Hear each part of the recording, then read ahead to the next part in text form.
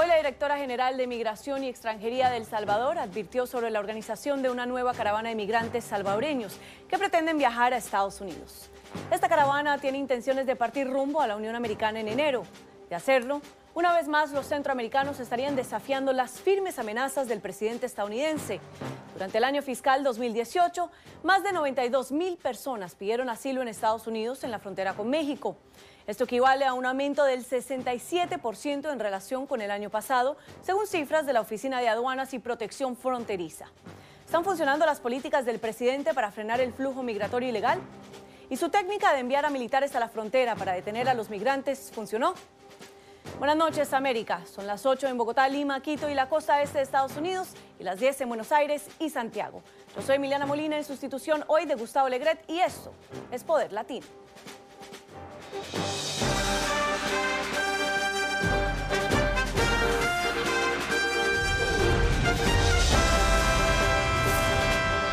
Poder Latino con Gustavo Alegret.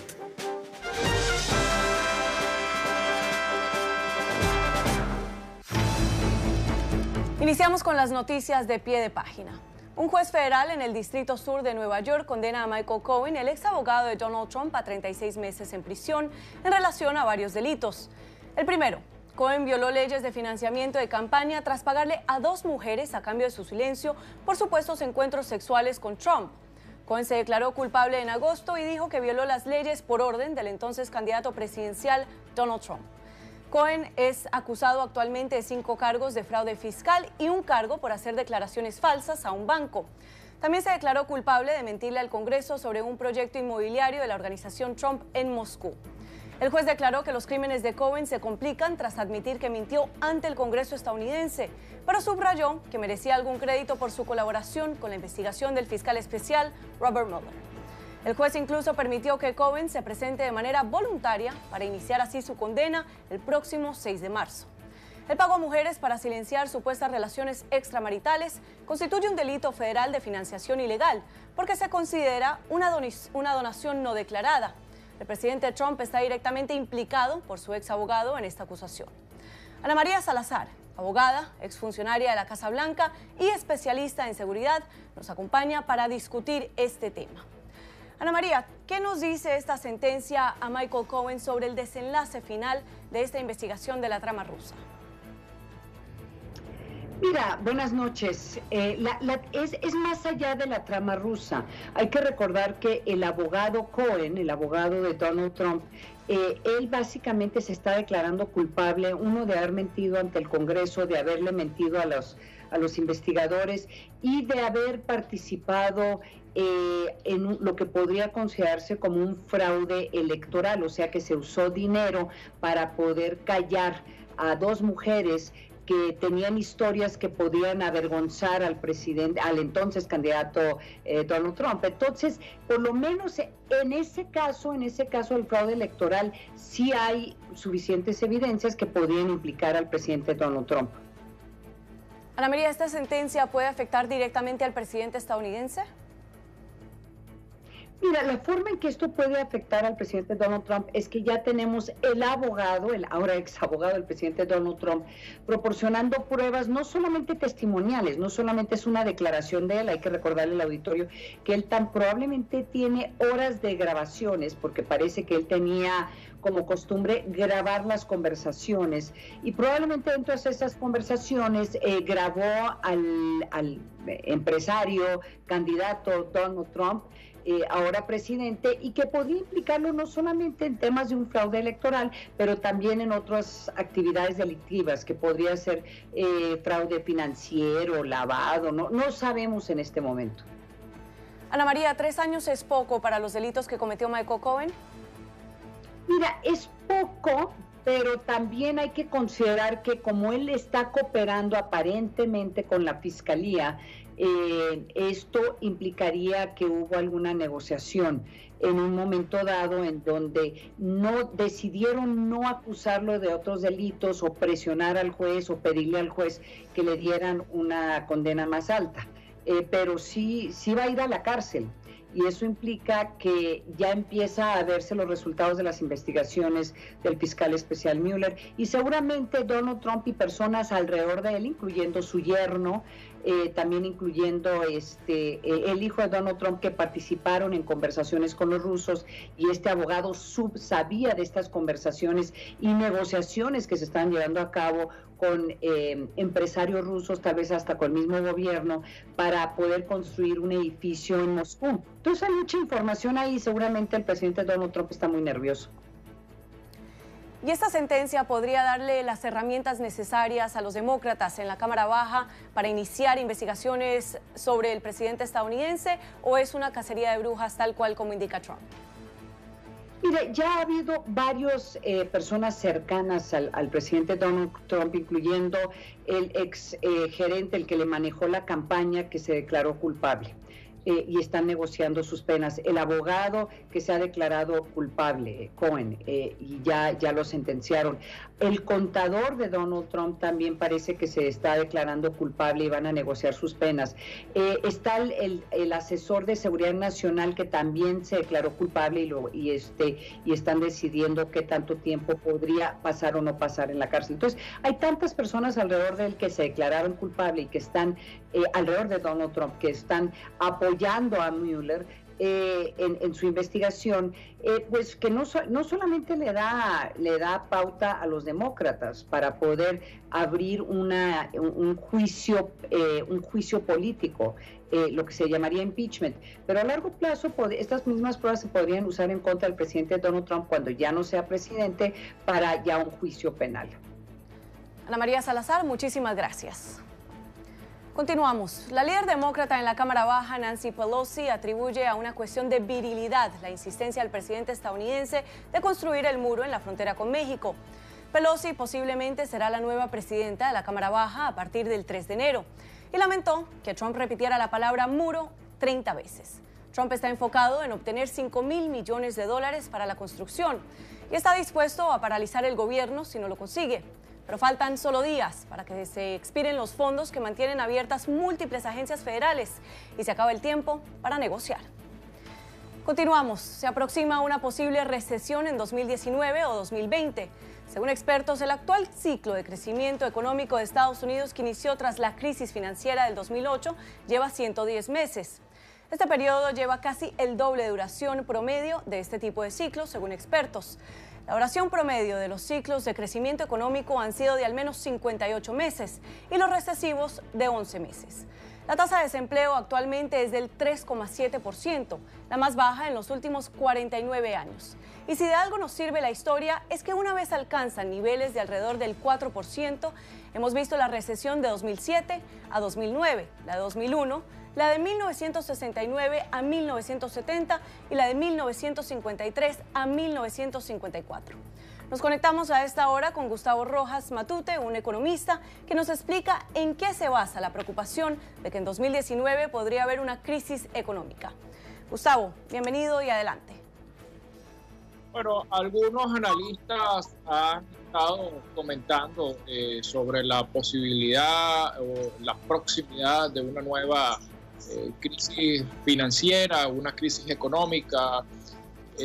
Sin embargo, todavía no existe ningún indicador económico, ningún fundamento económico que pueda predecir o explicar que efectivamente va a ocurrir una crisis en 2019. De hecho, en economía ni siquiera existe una técnica adecuada como para predecir la exactitud de una crisis o la fecha exacta de una crisis, ¿no? Gustavo, ¿y está bien fundamentado ese miedo?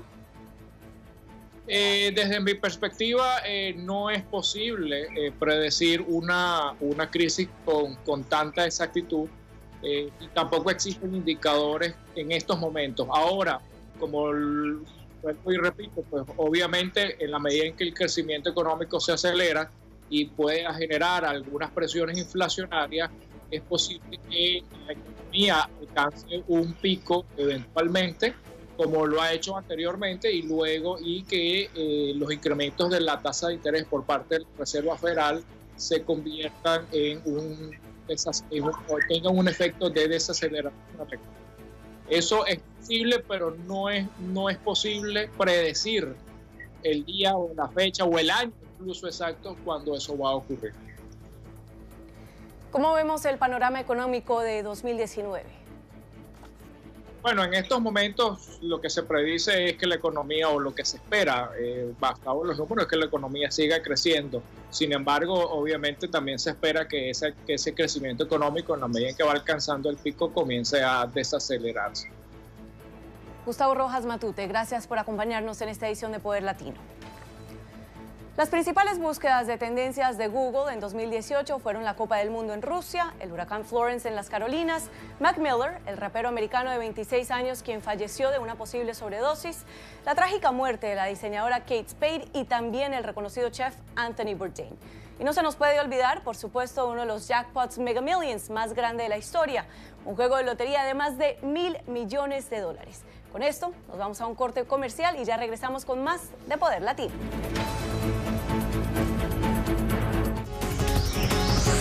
Ya regresamos con Poder Latino.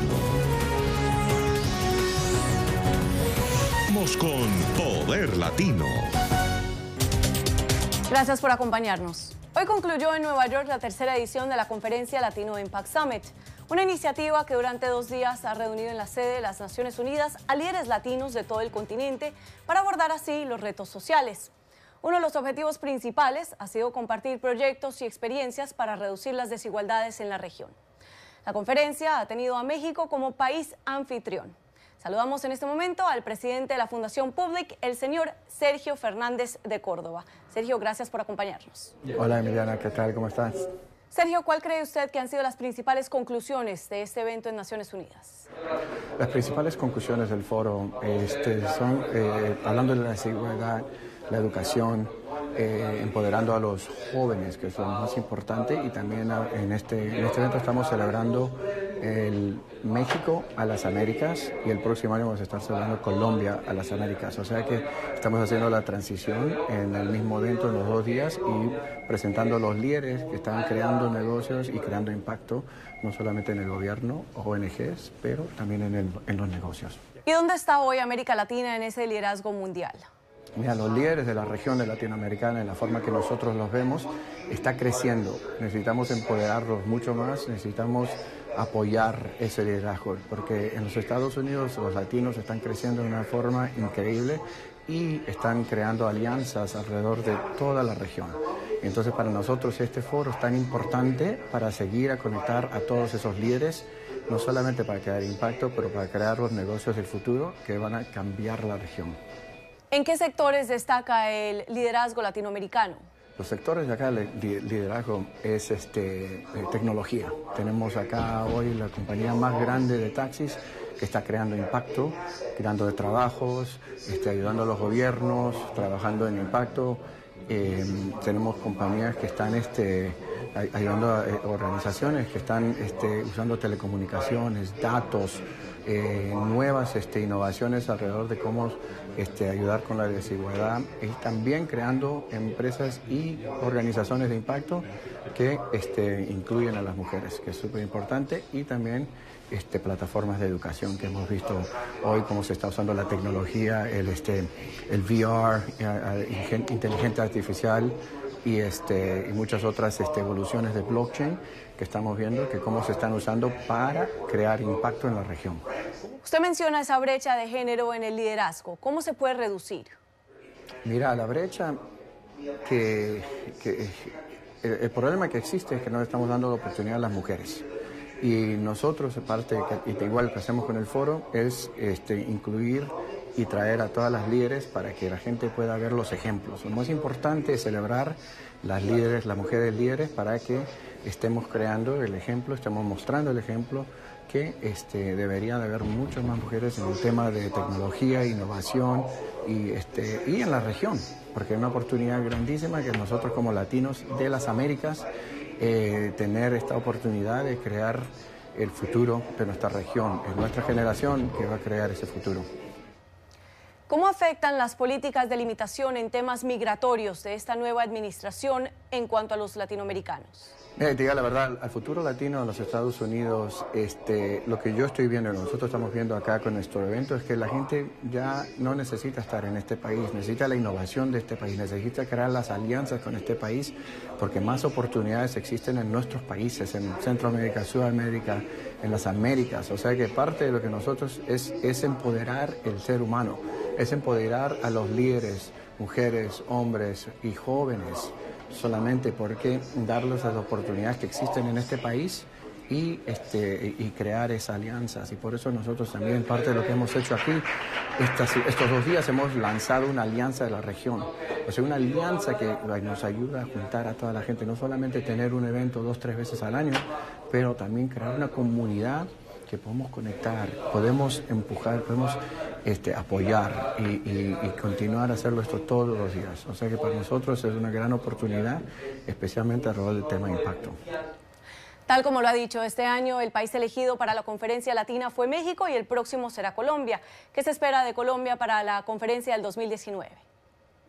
Para nosotros hoy presentamos que Colombia va a ser el país que nos vamos a dedicar el próximo año. O sea que para nosotros lo que esperamos de Colombia es crear muchas más alianzas. Cada año que hacemos queremos crecer más en los países regionales, pero también explicarle al resto de la región la cultura, los líderes, la innovación y cómo creamos esas alianzas. O sea que para nosotros es algo que estamos súper orgullosos, que estamos ya preparando. Mañana ya empezamos con Colombia y nos dedicamos los próximos 12 meses a empezar a crear las alianzas y también allá poner el plan de la agenda de los próximos eventos acá en el ONU y juntando a todos los líderes de la región, concentrado con Colombia en el focus. Buenas noches y gracias por acompañarnos. Ese fue Sergio Fernández de Córdoba, fundador de la Fundación Public, en el marco de la reunión anual Latino Impact Summit que concluyó hoy en Nueva York y de la cual NTN 24 ha sido medio aliado. Con esto hacemos una pausa y ya volvemos.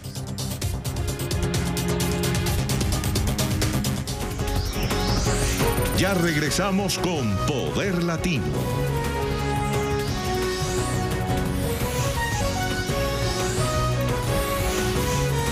Continuamos con Poder Latino. Muchas gracias por continuar con nosotros en Poder Latino. Iniciamos el segmento de nuestro debate y para esto nos acompaña Guillermo Pacheco. Bienvenido, Guillermo, analista conservador y republicano. Muchísimas gracias, un privilegio poder estar con ustedes. Gracias. Y a mi mano izquierda, por supuesto, Federico de Jesús, analista demócrata. Bienvenido, Federico. Gracias por tenerme de nuevo. Bueno, vámonos a iniciar con el primer tema, que por supuesto la investigación sobre esta supuesta trama rusa da mucho de qué hablar a diario.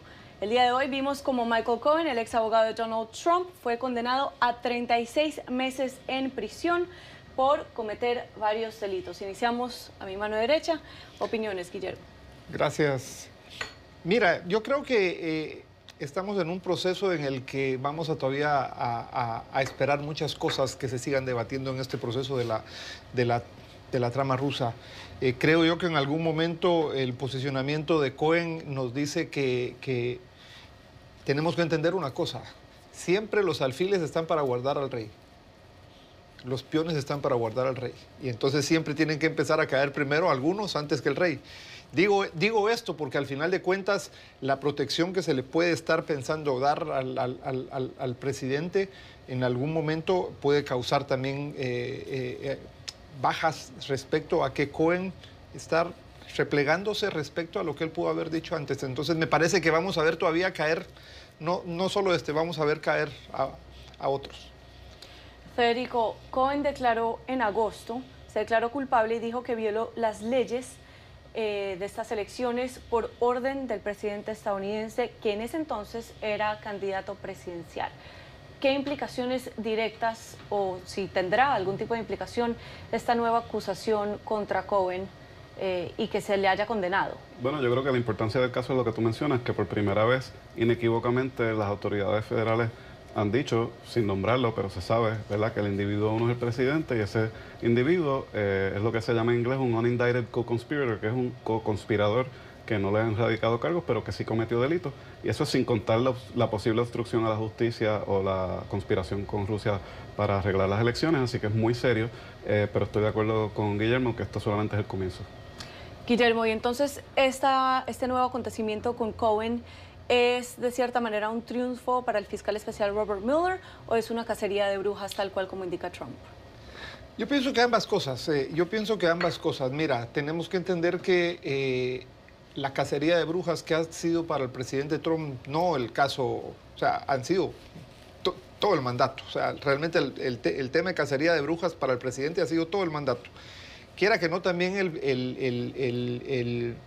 la personalidad y la misma seriedad del fiscal Mueller también le da cierta seriedad al proceso, y que él vaya marcando sus distancias y la manera como él puede ir alcanzando ciertas victorias para él, no está tampoco descartable. Por eso digo yo, son ambas cosas. Es una cacería de brujas que se ha mantenido para el presidente durante todo el tiempo que lleva casi ya 24 meses de su mandato, pero reconociendo también el trabajo que está haciendo el fiscal Mueller.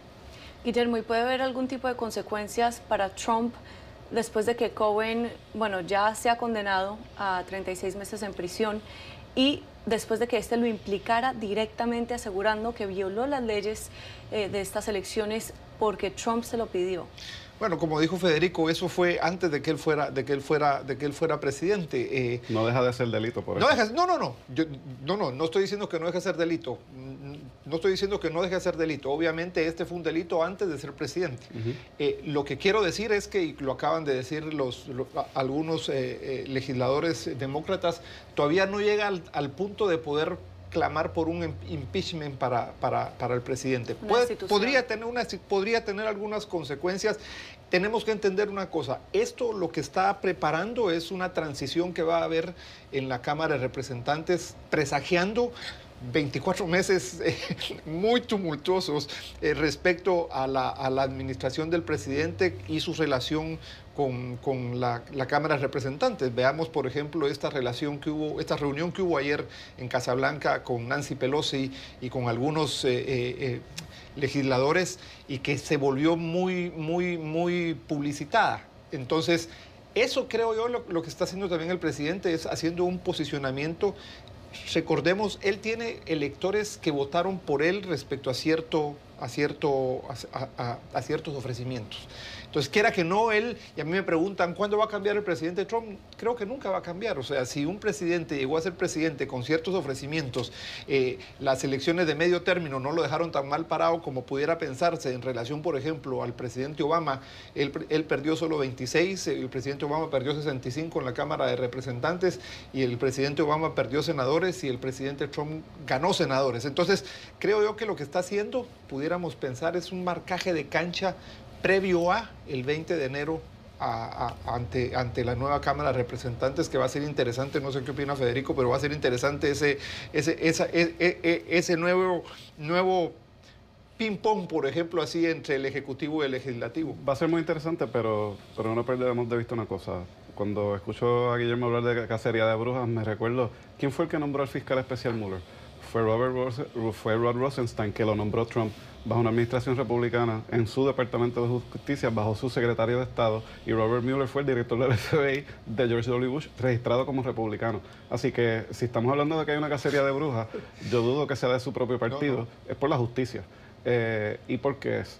Porque se sabe ya por las 13 agencias de inteligencia que Rusia sí intervino en las elecciones. Lo que se está averiguando es cuál es el nivel de cooperación que hubo entre la campaña de Trump y el gobierno de Rusia. Ya sabemos que el hijo aceptó una reunión bajo la premisa de que el gobierno ruso quiere ayudar a la campaña de su padre. Sabemos que Paul Manafort, que también se declaró culpable, fue y se reunió con el director de Wikileaks en la embajada ecuatoriana en Londres, y ese fue el medio a través de los cuales los correos electrónicos que se robaron del Partido Demócrata salieron a la luz pública. Así que yo creo que es bien claro que aquí hubo algo bien nefasto. La pregunta es cuán lejos y cuán cerca al presidente, y si el presidente lo instruyó, y eso es lo que va a revelar el fiscal especial, nuevamente republicano Robert Mueller. Federico, y otra pregunta para ti. Ya teniendo en cuenta, obviamente, que van a entrar los demócratas a la Cámara Baja, y teniendo en cuenta que ya se condenó a Michael Cohen culpable de ciertos delitos, ¿podríamos ver en esta Cámara de Representantes acción por parte de los demócratas en contra del presidente? Deberíamos, sí.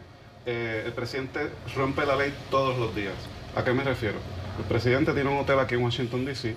El lease, el contrato de ese hotel dice que no se le puede arrendar a ningún empleado federal. Si el presidente de los Estados Unidos no es un empleado federal, yo no sé lo que es. Eso es uno. Y dos, la Constitución de los Estados Unidos dice que ningún presidente puede recibir ningún tipo de pago de un oficial extranjero. Y sabemos que todos los diplomáticos de todos los países, incluyendo Arabia Saudita, se quedan en el hotel de Trump y le alquilan sus salones para actividades. ¿Para qué? Para poder decir que se quedaron en el hotel de Trump, sí, pero están lucrando el presidente y cada vez que el presidente se queda en uno de sus hoteles, tiene que pagar por el servicio secreto. Él no se ha desvinculado de sus negocios y tiene pues una serie de imputaciones, no solamente por la obstrucción a la justicia y lo de Rusia, sino por los conflictos de intereses de su hija y los negocios de ella, los de él, los de Arabia Saudita y su yerno que trabajan en Casa Blanca. Así que estamos hablando de nepotismo, de violaciones a la ley y de potencialmente conspiración. Ya hace rato lo deberían de haber residenciado. Creo que políticamente los demócratas están esperando el informe de Mueller. Guillermo, ¿un último comentario sobre el tema? No, simplemente creo yo, uno reitero lo que dice Federico respecto a Mueller, republicano. Sí, cuando yo me refería a la cacería de brujas, no era tanto de Mueller, por eso dividí entre lo de Mueller y lo de los medios de comunicación. La cacería de brujas no me refería a Mueller, porque al final de cuentas él está haciendo su trabajo. Me refería al tema de los medios de comunicación, que son los que han generado, no lo que Mueller está produciendo versus lo que los medios de comunicación pueden producir. Pero sí, estoy de acuerdo contigo. ¿Usted piensa que son el enemigo del pueblo, como dice el presidente? ¿Sí o no? No son los enemigos del pueblo, pero sí mira, tenemos que entender que en política todo se vale. Y así ha jugado. Hay leyes en los medios, sí, todo se vale. Pero al final de cuentas en los medios de comunicación ha jugado un papel muy claro en este proceso. Entonces, a eso me refería en el tema de cacería de brujas, pero va a ser muy interesante, por eso decía, va a ser muy interesante este desarrollo de los 24 meses, porque vamos a ver a un presidente que está tratando de, ahora que no tiene la Cámara Baja, con los republicanos, ver cuál va a ser su manera de poder manejar el proceso de cara también a que está saliendo el Chief of Staff de la Casa Blanca, que ha podido mantener un equilibrio. Son procesos... Son procesos estratégicos que va a haber que ver esos 24 meses y ya dentro de 24 nos podemos sentar otra vez aquí para ver cómo ha sido ese proceso. Me parece. Bueno, vamos a cambiar de tema porque Trump está enfocado y continúa insistiendo en que quiere los $5.000 millones para la construcción del muro en la frontera y está dispuesto a paralizar el gobierno si no lo logra. ¿Qué significa entonces paralizar el gobierno si no se logra este dinero? El presidente tiene un problema, porque él siempre que tiene un problema con lo de Mueller o con cualquier escándalo, regresa a la seguridad fronteriza y atacar a los inmigrantes. Lo hizo en las elecciones con la caravana y de repente después de las elecciones se olvidó de la caravana, no existe, y usó tropas, la milicia de los Estados Unidos, las Fuerzas Armadas, para política. Ahora está haciendo lo mismo. El problema es que los demócratas han fallado en negociar con él. No deberían de negociar con él, tienen que plantearle, señor presidente, ¿por qué usted quiere cerrar el gobierno si usted prometió en la campaña que México era el que iba a pagar por el muro y no el contribuyente estadounidense? No hay ninguna razón para que los estadounidenses deban de pagar por ese muro innecesario. Y yo creo que si el presidente ya dijo que él iba a cerrar el gobierno y que él iba a asumir responsabilidad sobre eso, pues entonces que le explique a los empleados federales que se quedan sin su cheque en plena época de Navidad porque no le van a poder regalar los regalos a los niños en esta época festiva, y yo creo que eso le puede rebotar en la cara. Guillermo, adelante. Entiendo yo lo que puede decir Federico, pero él dice, no había una caravana de migrantes. Por favor, había una caravana de migrantes que salieron 3.000 y se convirtieron en 7.000. No, yo no dije que no la había, yo dije que el presidente se olvidó de ella después de las elecciones. Pero no solo ellos, se olvidaron los medios de comunicación, los demócratas, los republicanos, todo el mundo se olvidó de los inmigrantes que venían en la caravana. ¿Por qué? Porque eso nos demostró que para todos eso era un tema para todos, era un tema político. Pero reitero, el presidente Trump marcó la cancha antes y después de su mandato con ciertos temas. Creo yo que él lo que está haciendo nuevamente es marcar la cancha frente a la nueva administración demócrata en la Cámara de Representantes. Entonces, al haber hecho pública una reunión que pudo haber sido privada con Nancy Pelosi, más aún que va a ser la speaker según caminan los procesos, creo yo que lo que está haciendo es marcar la cancha. Vuelvo y repito, marcar la cancha en el sentido de jalar a sus votantes duros respecto al tema de inmigración. Estoy de acuerdo con lo que dijo Federico. O sea, él dijo, lo va a pagar México, no lo va a pagar Estados Unidos. Son negociaciones que en medio de la cancha hay que poner, y como tú muy bien dices, si mi enemigo no reacciona a la que yo pongo, quiere decir que le voy ganando unos espacios. Pero al final de cuentas no deja de ser un tema político, digo, político como lo fue el tema de la caravana de inmigrantes, en medio de lo que viene el 20 de enero, una nueva Cámara de Representantes. Entonces creo yo que no podemos desligar muchos de los temas que están presentes ahorita en el ambiente político de esto, de ese posicionamiento que quieren tener los demócratas y quieren tener los republicanos frente a ese nuevo escenario político que repito, nos va a hacer 24 meses muy interesantes en estas relaciones. Emiliana, antes de que lleguemos a esos 24 meses, vamos a tener posiblemente el espectáculo por segunda, no por primera vez, por segunda ocasión, en que un gobierno totalmente controlado por los republicanos, Cámara, Senado, Tribunal Supremo, Presidencia, todo lo controlan los republicanos, y sería la segunda vez que cierran el gobierno. Eso nunca sucede. Solamente sucede cuando el Congreso lo controla un partido y el presidente otro. Eso quiere decir que los republicanos mismos no tienen los votos para el muro del presidente, que fue lo que le dijo Nancy Pelosi ayer al presidente y no lo pudo rebatir. Si él quiere cerrar el gobierno ahora en diciembre, cuando todavía controlan el Congreso, la culpa va a ser de ellos y ya el presidente la asumió. Así que ellos son los que tienen que explicarle a la gente por qué ellos van a dejar a esos pobres empleados federales sin su dinero en estas Navidades. Hablando precisamente de esa reunión que se llevó a cabo ayer entre Nancy Pelosi, Chuck Schumer, el vicepresidente Mike Pence y Donald Trump en la oficina Oval, 17 minutos bastante tensos, ¿no? Que de pronto nos da cierta imagen a cómo pinta el panorama en el futuro una vez ingresen los nuevos demócratas a la Cámara de Representantes. Pero ahora, perfecto, Trump dice que está dispuesto a cerrar el gobierno si no consigue el dinero. Nancy Pelosi le está reiterando, no va a conseguir el dinero, no tiene los votos. ¿Qué? O sea, ¿qué sucede ahora? ¿Se cierra el gobierno y qué logra Trump? Creo que lo que está haciendo es, vuelvo y repito, creo que lo que está haciendo es más en cuanto a los republicanos, que muy bien pueden pensarse, no tienen los votos necesarios, pero es, vuelvo y repito, es marcar la reacción, y por eso deja pública la reunión. O sea, por eso deja pública la reunión, es marcar la reacción de los demócratas. Y marcando un precedente. Es poner público, al final de cuentas, las reacciones de cómo pueden estar ese tipo de negociación. Que el presidente Trump esté peleando por el muro no es nuevo. Lo nuevo puede ser la reacción de los demócratas. Por eso decía, no podemos dejar ninguna negociación versus lo que están ambos partidos tratando de posicionarse en este nuevo proceso de administración que empieza el 20 de enero. Y si está pidiendo plata por parte del Congreso para este muro, ¿dónde queda la promesa de campaña de que México va a pagar por el muro? Mira, cuando vimos la transcripción de la primera llamada entre Enrique Peña Nieto, el expresidente de México, y Donald Trump, él le dijo, mira, esto del muro no es una prioridad, pero políticamente es un tema que yo tengo que impulsar. Así que básicamente le estaba admitiendo que le mintió al pueblo. Él sabía que México no tenía ni el dinero, ni la voluntad, ni ninguna razón para pagar por ese muro. Y él lo está haciendo por teatro político, no por el teatro. La gente se cree que Trump está desquiciado. Él sabe muy bien lo que está haciendo. Él está afianzando su base, sabe que puede enfrentar un residenciamiento o impeachment y sabe que necesita su base para que los republicanos le tengan miedo a traicionarlo por perder unas elecciones, porque su base está con él. Eso es todo, él no le interesa gobernar. Lo que yo no entiendo es por qué los republicanos, estando en mayoría todavía, no aprueban un proyecto de ley negociado con los demócratas que el presidente no pueda vetar. Si los republicanos del Congreso no quieren hacerle caso a Trump, son oficiales electos, la Constitución les garantiza una prioridad, el artículo 1, como le mencionó Nancy Pelosi, ellos pueden aprobar un proyecto de ley de gastos y no cerrar el gobierno. Si el presidente quiere vetarlo, eso es problema de él. Pero si ellos quieren irse por un barranco por el presidente, pues entonces él está haciendo daño a su propio partido para él sobrevivir. Y la pregunta que yo tengo es, todo lo que ha tocado Trump a través de su vida significativo se ha convertido en un desastre. ¿Por qué los republicanos piensan que esto no va a ser lo mismo? Yo creo que ellos se están tendiendo su propia soga. Guillermo, un último comentario antes de que cambiemos de tema. No, creo, repito, va a estar interesante el proceso. Hay marcaje de cancha. Creo yo que a veces nos quedamos un poquito cortos en saber qué es lo que pueden estar tratando de marcar, pero reitero, es marcaje de cancha, de ambos lados es marcaje de cancha hasta ver hasta... Bueno, de ambos lados, Nancy Pelosi pidió apagar las cámaras y el presidente quiso que se quedaran prendidas. No, claro, por eso, al final de cuentas son estrategias políticas y estaban en la cancha del presidente y el presidente pudo haber marcado eso para publicitar algo que a él le interesaba publicitar. ¿Sí? Son marcajes de cancha.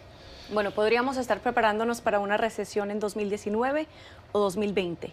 ¿Por qué y qué nos espera?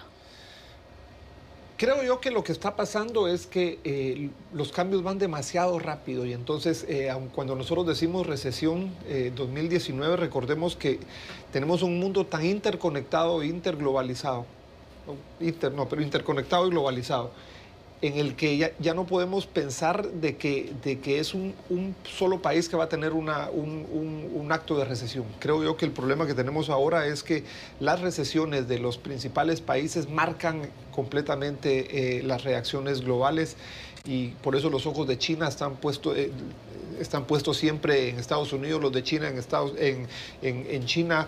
¿Qué puede pasar, digamos, el tema de Brexit en la Unión Europea? ¿Cuánto puede afectar esto? Cuando tú dices, mire, ¿por qué es que ahora los ingleses quieren hacer un análisis del Brexit? Oiga, porque les significa 36.000 millones de euros futuros a tener que pagar por salirse de ese proceso. Entonces, veamos, hay ciertos elementos que no hay que dejar de ver en un proceso de hablar de recesión, porque, y aunque sean cíclicos, creo yo que el problema que tenemos, y como lo dijo Thomas Friedman cuando escribe su libro La Tierra es plana, el problema que tenemos ahora es que la Tierra está más aplanada de lo que nosotros nos damos cuenta.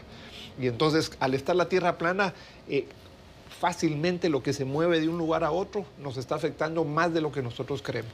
Bueno, y precisamente hablando de China, hemos visto que la guerra comercial entre Estados Unidos y China puede jugar un factor en esta posible recesión, incluso las ciudades fantasmas que se han venido construyendo en este país.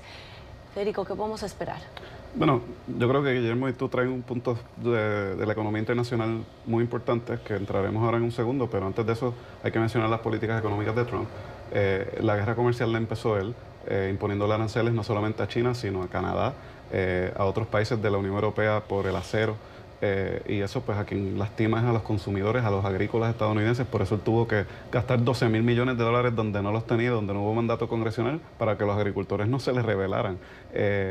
El recorte de 1.5 trillones de dólares de impuestos a los ricos ha causado que se caliente la economía y la Reserva Federal está subiendo las tasas de interés, y por eso el presidente está atacando a la Reserva Federal, que es el Banco Central Independiente de los Estados Unidos, porque él sabe que si suben las tasas de interés la actividad económica se va a reducir, y entonces él le quiere echar la culpa a los chinos y siempre le quiere echar la culpa a otra persona que no sea él.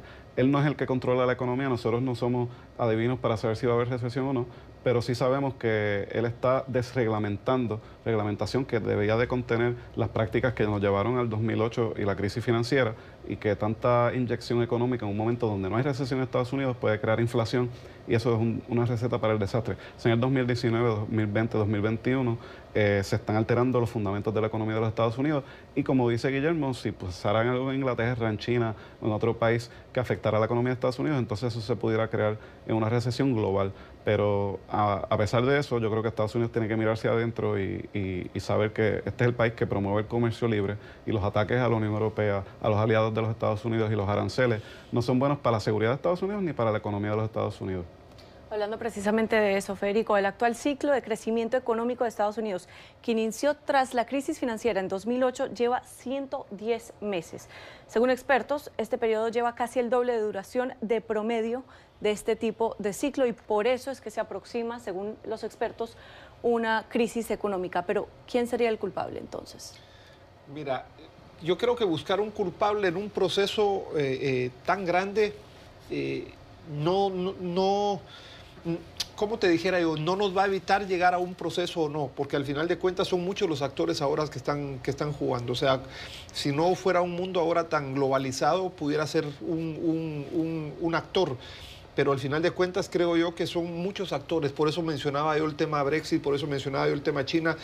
Son muchos los factores que hay que ir tomando en cuenta. Está mencionando Federico el tema mismo de los Estados Unidos y cómo Estados Unidos mismo debe cuidar parte de sus reacciones, de sus alianzas.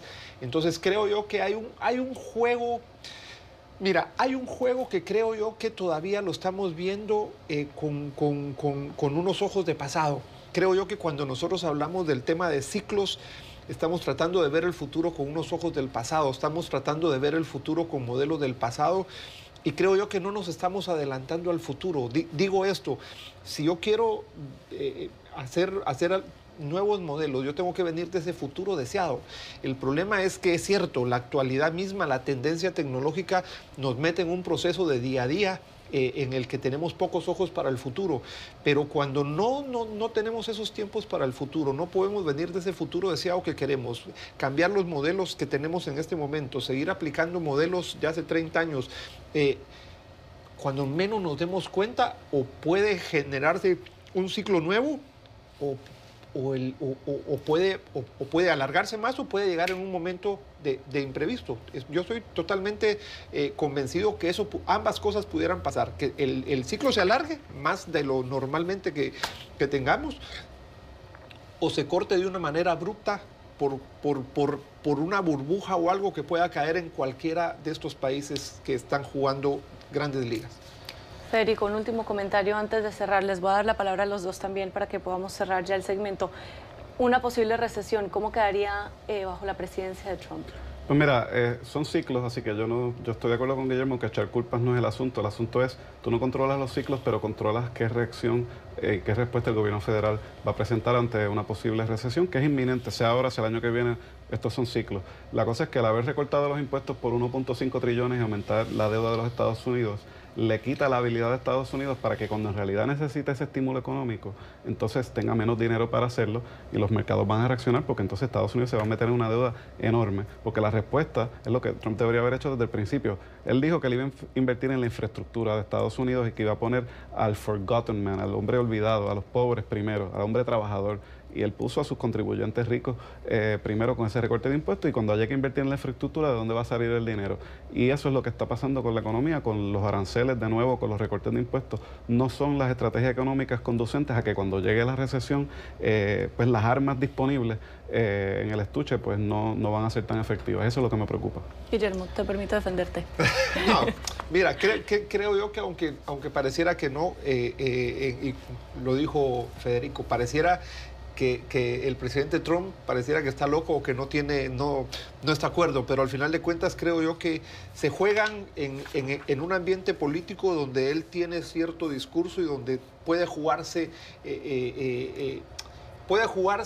a un momento en el que pareciera que no tiene los instrumentos, el hecho de que ese periodo político se esté alargando. Y pareciera que la recesión no va a estar ni en el 2019 ni en el 2020. Pareciera en este momento, incluso por el tema de desempleo, por el tema mismo de resultado de las elecciones de medio término, que lo que le dieron un aliento al presidente, tenemos que reconocer, es el tema económico. El tema económico y de desempleo. Entonces, quiera que no, él tiene varios temas que le está prestando atención. Uno de esos es el tema de las herramientas y los instrumentos que él puede tener para evitar que una recesión económica le dañe a él principalmente a 24 meses de terminar su periodo, y que obviamente él puede ser un actor para la reelección. Guillermo, Federico, gracias por acompañarnos el día de hoy. Gracias a ti. Nosotros vamos a una pausa y ya volvemos con más de Poder Latino.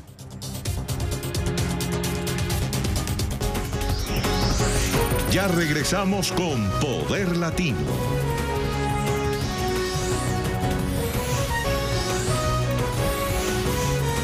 Continuamos con Poder Latino. Y como siempre, llegó el momento de revisar las recomendaciones culturales con Alexandra Colón Amila. Alexandra, bienvenida. ¿Qué nos tienes hoy? Gracias, Emiliana. Buenas noches. Hoy una de mis películas favoritas se llama Fresa y Chocolate y es del director cubano Tomás Gutiérrez Alea. ¿Y de qué se trata? Bueno, esta película estrenó hace 25 años, está cumpliendo aniversario, un diciembre de 1993. Y no es exagerado decir que cuando salió esta película, marcó un antes y un después en Cuba.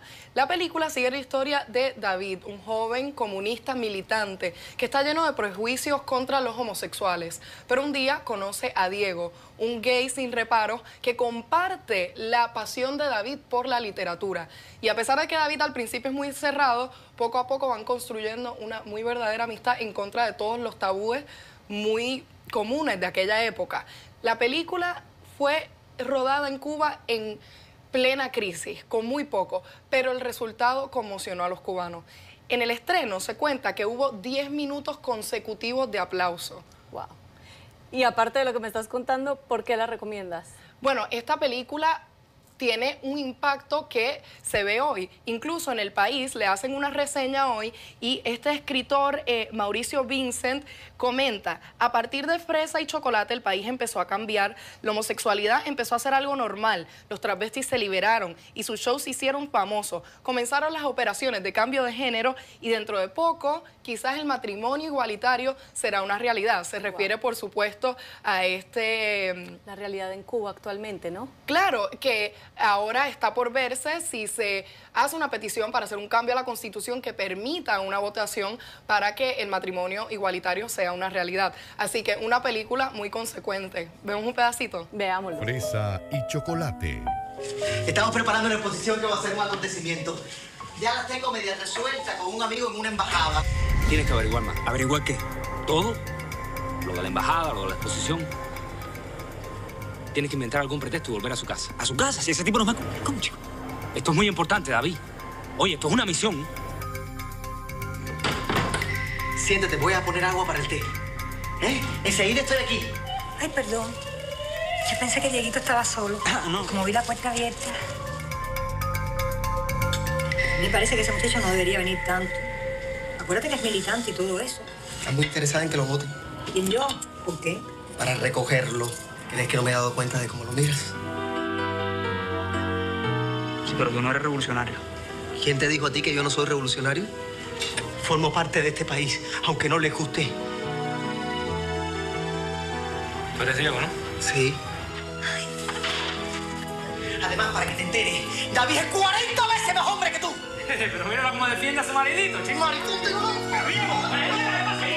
Ahí lo tienen, Fresa y Chocolate. Alexandra, muchísimas gracias. A ti, Emiliana.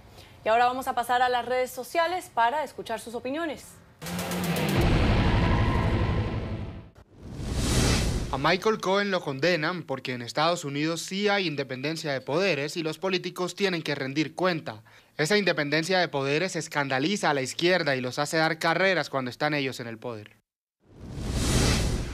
Michael Cohen, si el proceso legal contra Cohen queda en eso y no deriva en la cuestión política contra Trump, será un caso de gatopardismo. Equivaldría a que en la Argentina se procesara a Durán Barba por estafa electoral, delito inexistente, y quedara Mauricio Macri libre. Y estas son las opiniones que nos llegan a través de las redes sociales. Recuerde que puede escribirnos por medio de esta plataforma a @PoderLatinoNTN. Y hasta aquí, con esta edición de Poder Latino, yo soy Emiliana Molina en sustitución de Gustavo Alegret. Hasta la próxima.